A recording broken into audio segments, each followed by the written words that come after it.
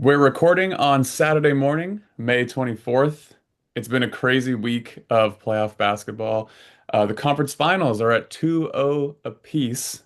Did anybody outside of Indiana think that the Pacers would go into MSG, the world's most famous arena, the basketball mecca, and win both road games to start a series for the second time in a row? Did anybody think Yes. that the Thunder would win both games at home to start their series? I'm just kidding. I'm sure many people did. But to help us talk through it all and to unpack it, it's an honor and a privilege to have my longtime friend with me, a man that has been in my life longer than he hasn't. Can you believe that? Wow. We have Karan joining us today, aka Karani James, aka Soto, aka Mucho Te Querés. How are you? How are you, bro? Great to be on the chatting with, like I said, one of my oldest friends, about something that he is much more skilled than me in, but I'm working to get to his level. But I have uh I have a he- 3 month head start. he's a baller. He's a baller. But yeah, no, like, just excited to chat. I mean, I think it's a great idea that you started doing this, and because we all are passionate about talking about basketball, just you Yeah. know, and sports in general. So, if you expand outside of that as you keep doing this, that would be awesome to talk about too. But yeah, like Yep. definitely what's on top of mind is the really exciting NBA playoffs right now. Yeah. So you and I have had some epic one-on-one duels in many parts of the great state of California, and we also share a love for the Lakers. So we've had some text exchanges about some good, some bad, many years running. So, Yeah. dude, I want to ask you because the audience doesn't know, but you live in New York, Yes. and I want to ask about this. What I imagine is a whiplash of emotions because just a few days ago, the the Knicks beat the Celtics, which I predicted a Celtics sweep in that series. And so I can imagine that the city was going crazy, riding this insane high. And now, not only do you lose the first game in crazy fashion, but you lost the second game, not you, and New York lost the second game last night. And I mean, you were out walking your dog this morning. I'm just curious, what are the vibes like in New York and how have they changed in such a short amount of time? Well, if Williamsburg is indicative of the vibe of New York, it's pretty bad. Yeah, but it's not. I live more on the east side, so it's definitely like it can be poppin', but it's not like you know, the most indicative of like the hubbub and stuff. But no, I mean, people always talk about the energy of New York and how it is when these games are going on. And frankly, like I mean, I think New York like energy does like is more like pervasive throughout the city for certain things. Like on Halloween, for example, like everything is crazy. Like you can definitely tell like no matter where you are, even if I'm at my house, like energy is buzzing. With the Knicks, you have to be in certain areas. Like my Mm. friends lived around MSG, and yeah, like that is a pretty crazy place to be. I was there. Watching the game at their house after the Celtics lost to the Knicks. And Ooh. yeah, everyone was in good spirits and stuff, but it just depends on kind of um I don't know, like I think my perspective is definitely just one person's perspective, and I'm kind of a homebody a lot of the time. So, but yeah, I don't really, when everyone talks about the energy of the city, I don't really see it, you know, spread out throughout the city. So there's other things in the city that happen that it feels more like that. With the Knicks, yeah, there's a lot of super fans, and maybe if you were around MSG, all those like side talk videos, like those happen right next to MSG, and everyone's just going crazy there. There's certain pockets of, or those videos of like them climbing on things and throwing trash at Pacers fans. So they definitely got what they deserved for throwing trash at people who didn't do anything. Yeah. Yep. So you don't sense a down vibe this morning where you are. Not necessarily. It's kind of just like uh I didn't what my answer is I don't necessarily sense that crazy of an up vibe when it's happening. Hmm. Like, there's been a lot of sports things going on, right? The Yankees in the World Series last year. If I walked past a bar, I would see a bunch of people congregated in there and just like, damn, like what's going on? Or like they're excited, they're cheering a lot. It's more about so it's not too different from the Bay Area in my experience. You know, the Bay Area has got tons of passionate fans for all the sports, and Yeah. if you're in the areas where people are watching or near the stadiums or certain like hot zones, then yeah, it's going to be crazy. But the same thing for New York. I mean, the thing is about New York is like there's all these different bars and places you can watch. Maybe it's more like densely packed like that. So you will, if you're just walking around out and about during the game, you will like hear people's energy and stuff. So in that way, yeah, it is energized. But yeah, I don't know. It's just about to be noon here on a Saturday. I think everyone is waking up late. Yeah, I wouldn't say anything like feels that much different energy wise for me. Yeah.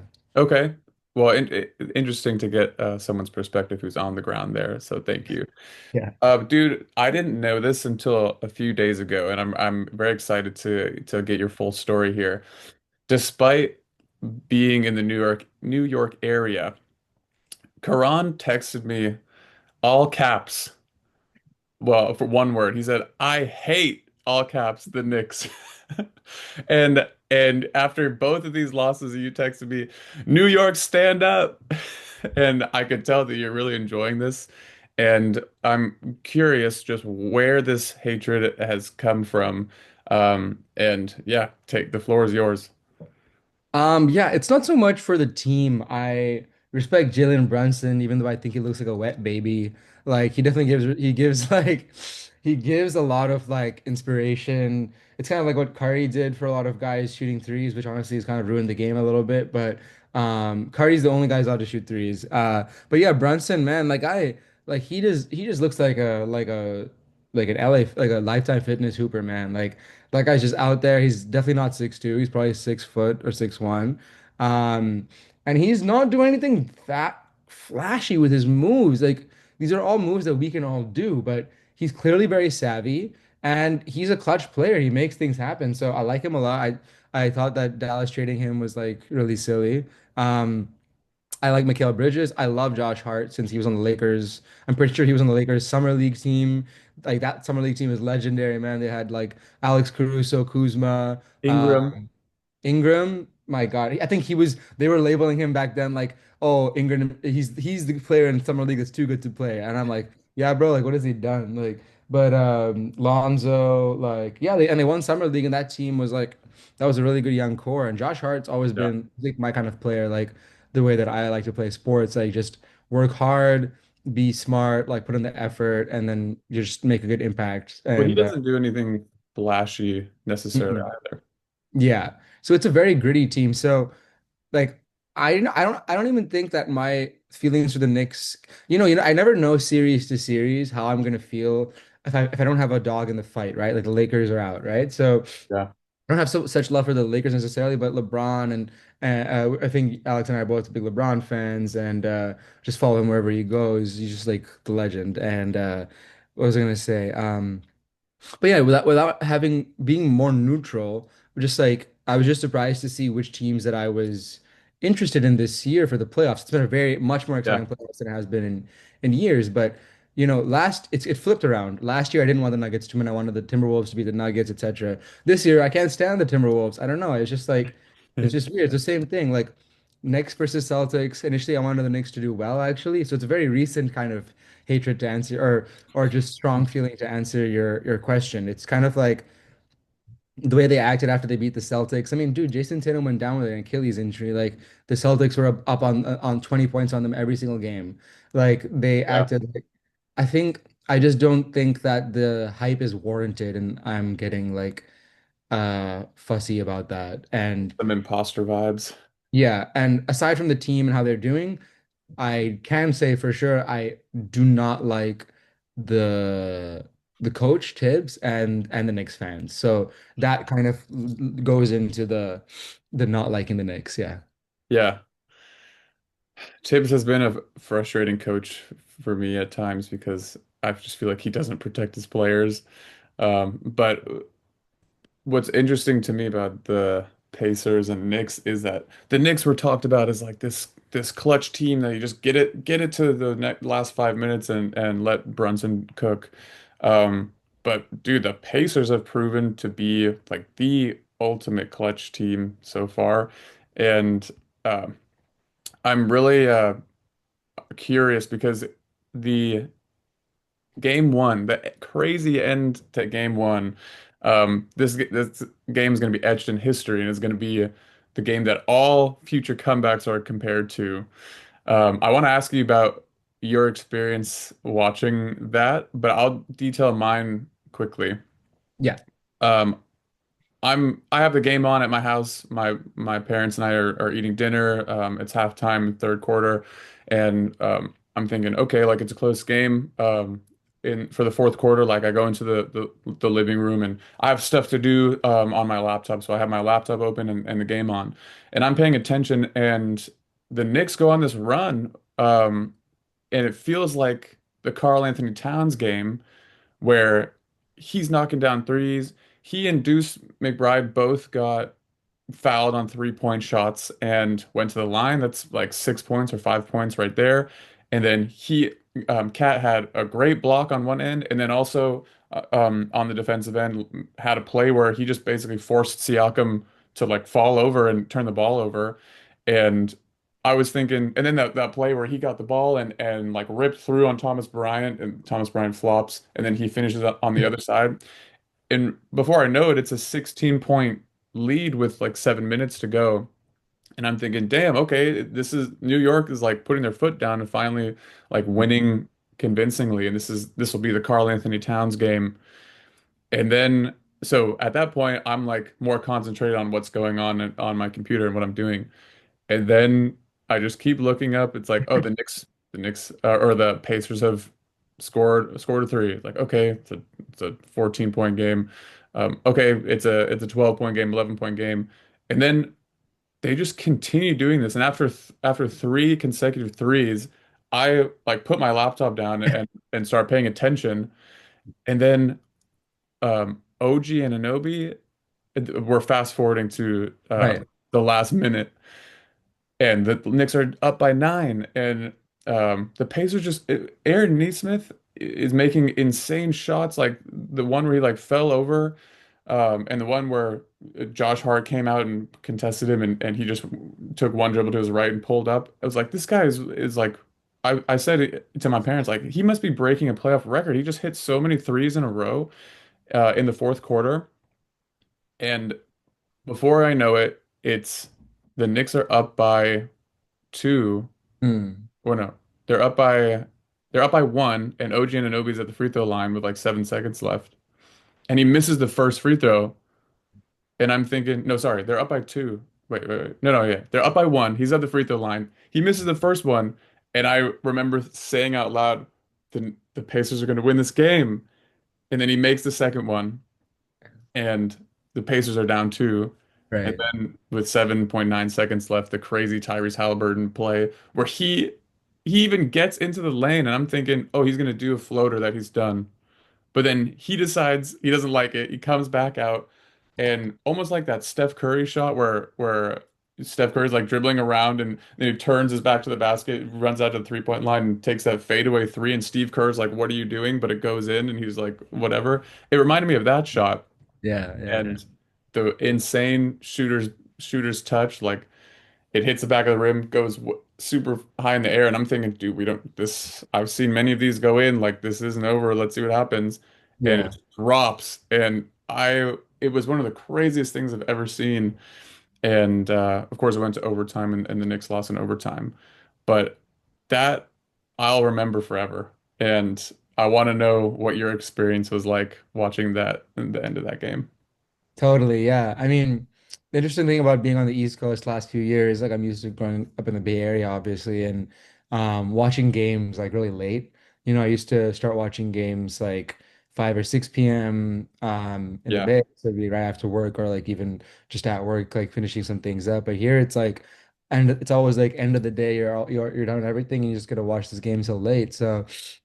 Yeah, I was definitely paying attention. I was pretty tired, but then suddenly, like, I got this feeling that I kind of described to you, like, which was across sports, like Real Madrid and soccer, basically, like, they have just basically they have a pattern of kind of coming back out from being down and making huge impacts like late in games. Like in soccer is like 90 minutes, and after the 70th minute up until like over extra time in the game, they will like mount a comeback somehow. In huge games. In huge games in semifinals and finals of like the Champions League constantly. And that's why they won so many in the last few years. They've been the like dominant force just through like their last 20 minutes of play. So yeah, it really reminded me of that. I mean, it wasn't so I got that feeling suddenly, like subliminally, like, and I was just like, oh, I need to pay attention to this game in the last like last 5 minutes for sure. I was already watching it pretty intensely, but last 5 minutes, I was like, you know what? I won't count these guys out because yeah, if you just look like even if it's like if you look at the playoffs just this year, you don't have to like think historically. Like the Pacers are showing themselves to be like one of probably the grittiest team in the East, just in terms of their mentality. So I mean, the playoffs, it doesn't matter how skilled you are. We've seen so many of the young teams last year and this year get ousted like by older teams or more gritty teams. It doesn't really matter. You can be the same age. The Rockets are out, right? I mean, the Warriors, if they had Steph Curry, would probably have beaten the Timberwolves, in my opinion. Like the Celtics, they just clearly like even when Jason Tatum was healthy, they clearly had some kind of complacency about championship mentality, and that's Yeah. just it just all goes back to mentality. The Cavs, right, My are God. frauds. Like they are a 64 win season, and just like last year and this year, just fumbled the bag. Like it's just No terrible. mental strength at all. That's what the playoff basketball brings out because it's not just like you don't you're taking out these factors, which is why like in other like countries like in or in sports for example like there's differences between winning the league like the team at the year at end of the year wins the league if they have the most wins. I think there Yeah. should be some kind of like in basketball maybe there should be some kind of award for that because playoffs is a different vibe. You can be Jimmy Butler being the eighth seed took so many different Heat teams to like destroy other like top seeded teams just from mentality. So yeah, the Pacers showed they took on the Bucks. Giannis is really literally willing to leave the Bucks now after what they did to him. The Cavs, I don't know what they should be thinking about. I don't know what they can think about because they got a 64 win season, but clearly they all need mental coaches or something just to be like focusing in and resiliency coaches because in New York, right, I was talking about why, like, the players like Josh Hart, Jalen Brunson, Mikal Bridges, who hasn't missed a game since apparently high school. Like, yeah, it's like they're supposed to be this gritty team, but clearly, you know, you're gonna see at the end of the day who is the real top dog mentally, and it could go back and forth. But New York lost in epic fashion in game one. Yesterday almost felt like a quiet loss. Like it was a Yeah. competitive game, but there wasn't any fanfare after. It was just kind of like, oh yeah, I guess they lost. It didn't feel like it was the end of the world. It was really weird watching it because I was Dude, like, let me interrupt you quickly. I had the game on off to the side. Had something else I had to do, but I look and it says final and it's like 114, 109, and everyone is just even the Pacers aren't even like celebrating that crazy. They're just like, yeah, good stuff, and the Knicks are just walking off and I'm like, "Th- what just happened?" This felt like everyone either knew this was going to happen, yeah, and they're not shocked by it. Like the Pacers are like, yeah, we just took care of business. Like, all right, like on to the next. And the Knicks too is like it just felt like it lacked excitement and emotion. I was like, this feels weird, man. Like it almost feels dead in the water. yeah. Um, so yeah, sorry to interrupt. No, that's totally like that's totally great points. I mean, but to go back to your original point, like it's just strange that I don't know, the game one was so crazy because yeah, like the Knicks had a lot of energy, like you said, they were winning. And I was like, you know, I just got a feeling that they were gonna get a comeback in some case, but to be honest, I didn't think that like it was likely they were gonna win. I thought like, wow, they're gonna get it really close, and that's gonna be like a really good indicator for next game when they'll split the series or something. Yeah. And then this guy Neesmith, like you said, he's just like, I mean, first of all, Josh Hart went flying. I think he needs like new shoes or something, or they need to like mop the floor a little bit Oh because my he's gosh, yeah. he's a good defender, but Neesmith just kind of like did this, go to the side. That guy went flying, and he Yeah. lost his footing. And dude, Neesmith was like barely gathered, like he barely had his feet set, and he would just chuck it in. He doesn't. He also has the build of someone who feels like a small forward or like a slasher or something, but he's chucking up threes, and it's just like Yeah. he's super strong, you know. I don't know. It was just yeah. All credit goes to him. He what we're seeing from the Pacers, right, in both wins is other players, the whole team has to put in a huge effort. It's not Tyrese Halliburton like alone. Yesterday he had 14 points or something. Pascal Yeah. Siakam had 39 points. Yeah. Like that dude, that's just championship mentality right there. That dude has a freaking he took down the Warriors with Kevin Durant and the core team there. Like All right. Pump the brakes a little bit. oh Warriors fan, sorry. KD was out and Clay was out, but yeah, go ahead. Oh, true, true, true, true, true. That's A championship is a championship. We know that from the bubble. and the lockout. Yeah. Damn. Well, You dude, that let me just say quick, like I thought the Knicks had a chance in the series. Like coming off the Cavs and Pacers series, I was like, the Cavaliers had no backbone. Like they got smacked in the face and they just had no response and they were just like felt like they were being bullied. And I was like, the Knicks aren't gonna let that happen. Like they have some mental fortitude. They're gonna be able to stand up to these guys and like take some hits and also dish them out. And that they haven't really responded. They have chances to now coming up, but that's going to be a tall task. And then you talk about the grittiness of the Pacers, which is super true, but not only are they gritty or as gritty as the Knicks, I think they're more skilled and yeah, certainly deeper too. So it's like that's an uphill battle right there. yeah. I mean, this is mainly in jest, but also an interesting thing. When I first started watching the Pacers, maybe like last year, the year before, when they were in the conference finals, or they were in some more like nationally televised games. I'm like, dude, they got a bunch of like light skinned guys who look very similar but have different kind of facial hairs and hairstyles, like Nimhard, Shepard, like other guys, and they're playing hard and they're scoring points in different ways. Like Nemhard, that guy is good, man. Like everyone just stepping. He comes into the paint. If he had a bad game previously, he came with his defensive stuff.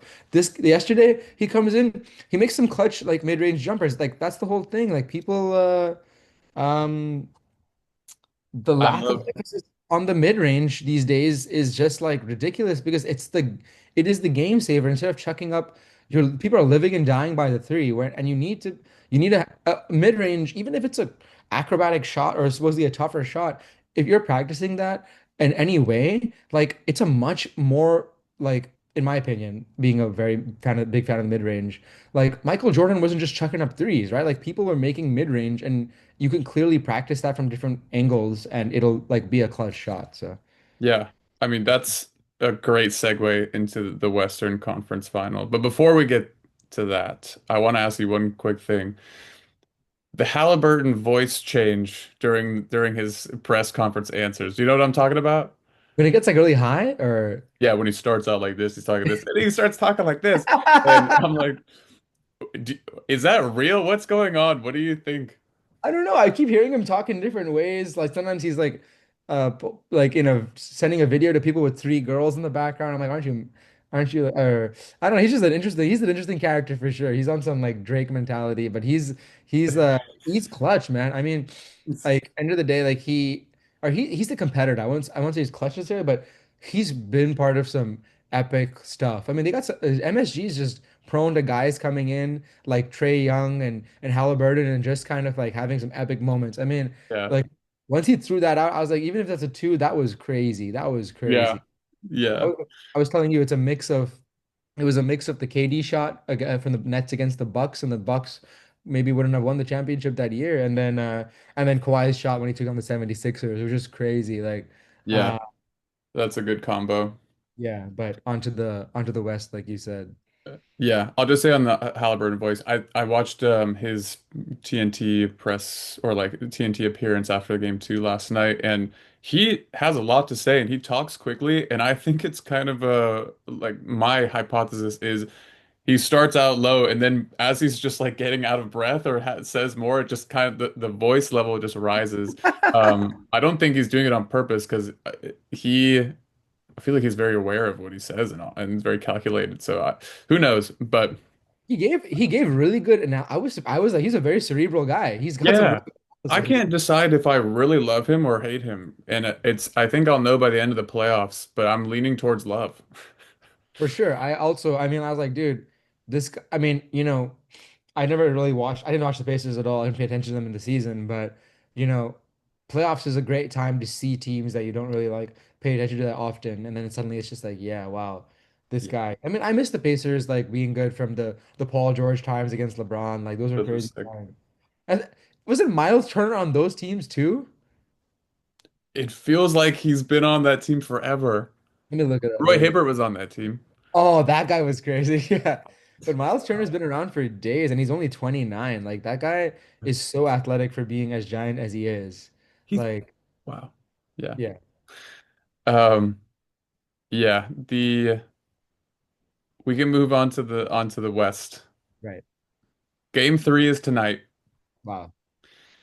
Must win literally for Minnesota. Like if you go down 3-0, you're cooked. And Yeah. you talked about the mid-range, and I know you've been working on your mid-range shot, and you're really getting a lot better with that. And so I know your love for it is real, and you've seen firsthand how effective it can be. Uh, Jalen Williams, wait, did I have that right? Yeah, Yes. Jalen Yes. Williams. He couldn't miss um, in their last game. It just felt like every shot he was playing with supreme confidence, and just every shot he took was falling.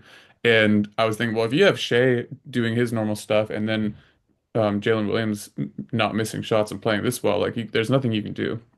And Exactly. I mean, I really love seeing Shea do his mid-range game because, yeah, it feels automatic, and he has so many different ways of getting the shot off. And plus, if you try to like over contest, he's super savvy at getting the fouls. And I have to say, as an aside, like it's crazy to see everyone talk about how much he's flopping or how much he's like foul baiting and all this stuff. And my question is, well, if it's so easy to do, like why doesn't everyone do that? I think Yeah. it takes a lot of skill, and in this in any day and age, in this day and age, to you need to be the best. Like the margins are so razor thin, and uh, to be able to like manufacture extra points for your team that way, like I don't know why people hate on it so much. But what do you think? Do the Timberwolves have any chance? I think they'll lose in 5 or 6 games. I mean, they'll probably split their time at home.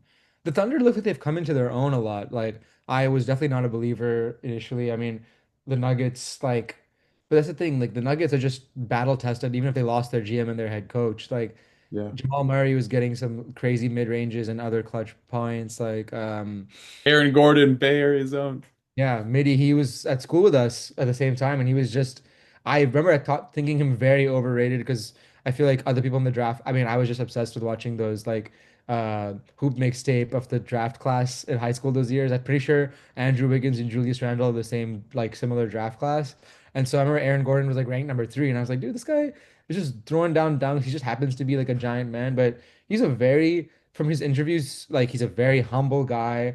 Like I was very impressed with him being after going from Orlando and mainly being known for the dunk contest to going to Nuggets, and they found really like a way for him to be a like strong piece. He's integral. I mean, he's giant. He's so strong and very smart. And to be honest, they would not. I mean, they wouldn't have gone as far at all. I mean, it's not like some big take from me, but it's just like he was even more impactful this year to save them many times. He Like can the Nuggets. shoot now, which is crazy. 43%, yeah, he apparently narrowed his stance. And after they said he narrowed his stance, I started narrowing my stance because, as you may remember, I got a Nice. really wide stance when I shoot my threes, and they used to go in a lot. But people are like, why is this guy got a wide stance? So, yeah, I have more power from the narrow stance. But going to the Thunder, yeah, I was not a believer.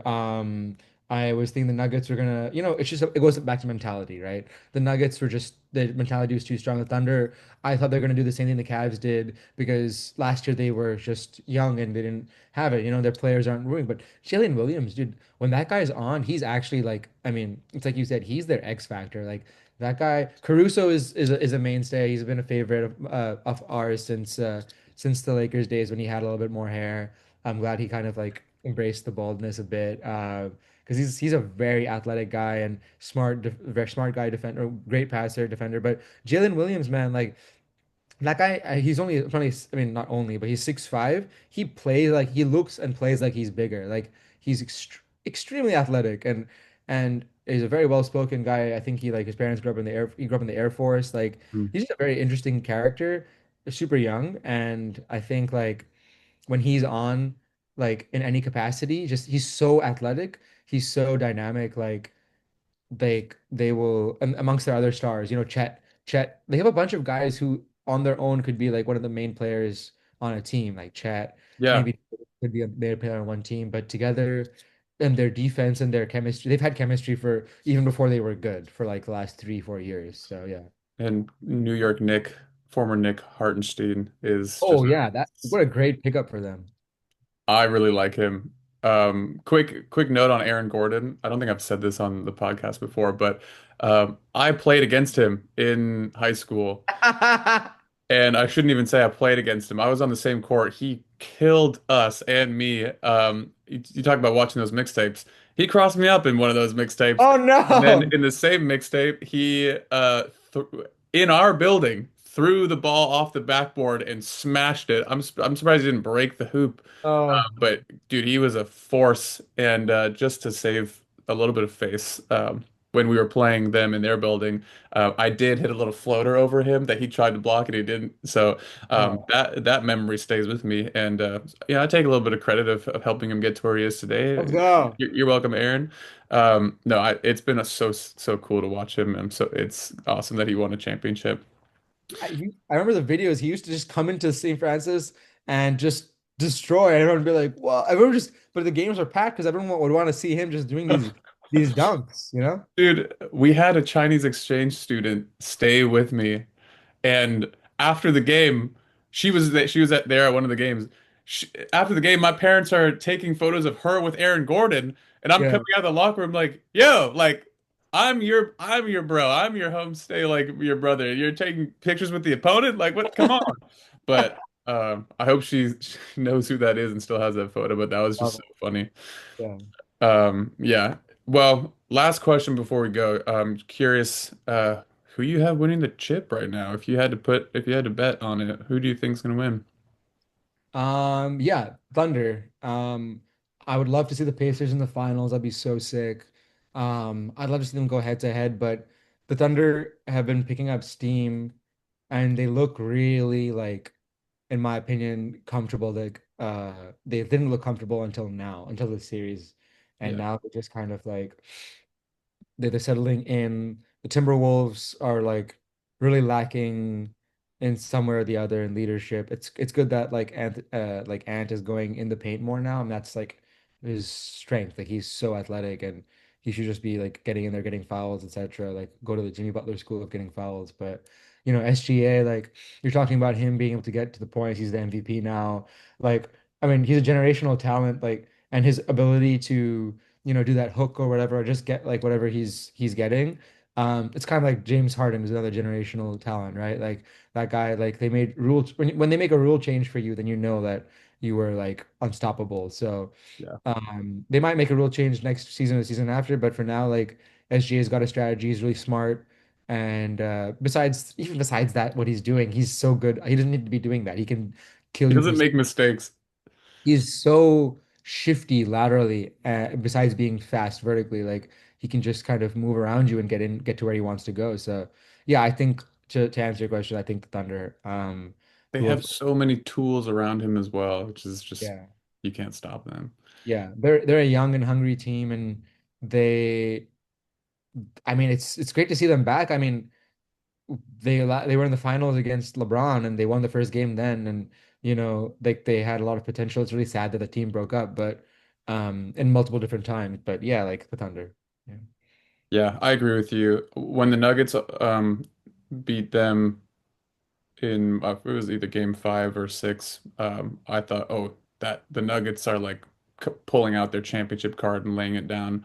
And I thought they were going to win the chip if they beat the Thunder. But now I think it's the other way around. Like the Thunder have just gotten over their big hump.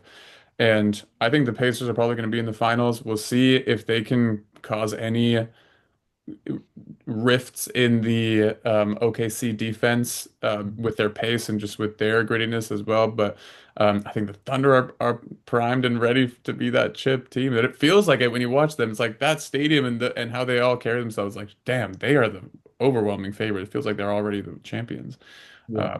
But yeah. Hey, thanks for making time on a Saturday morning for me, man. It's great to talk with you and see your face. Yeah, likewise. Really excited you're doing this, and hopefully we'll have some more good stuff to talk about soon. Or maybe we will, but yeah, I'll be on soon again, hopefully. Otherwise, yeah, take Yes, care. sir. All right, see ya.